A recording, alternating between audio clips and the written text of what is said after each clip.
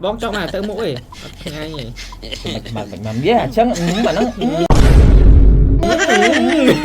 một ló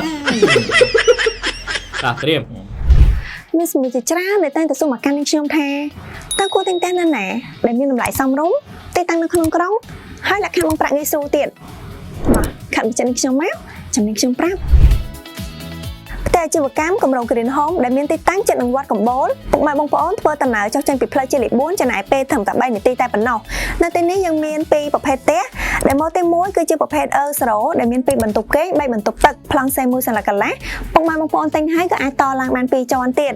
សម្រាប់មកទី2វិញគឺជាប្រភេទ Earthro អងដែលយើងមានពីរបន្ទប់គេង3បន្ទប់ទឹកដូចគ្នាប៉ុន្តែគឺជាប្រភេទបែបវិឡាកូនកាត់ដែលយើងមានប្លង់សេ2សន្លឹកពេញពុកម៉ែបងប្អូនទិញហើយក៏អាចតឡើងបាន1ជាន់ទៀត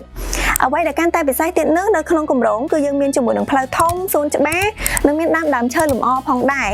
រីឯលក្ខខណ្ឌបងប្រាក់វិញគឺកាន់តែពិសេសដែលពុកម៉ែបងប្អូនធ្វើការកាក់ប្រាក់ត្រឹមតែ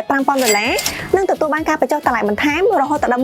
$4,000ហើយសម្រាប់ការបង់ប្រចាំខែវិញគឺពុកម៉ែបងប្អូនបង់ត្រឹមតែ$350ដែលគ្មានការប្រាក់រយៈពេល1ឆ្នាំពេញតែម្ដងអញ្ចឹងបើសិនជាពុកម៉ែបងប្អូនចង់នឹងព័ត៌មានលម្អិតអាចខមមិនខ្ញុំបានដែរ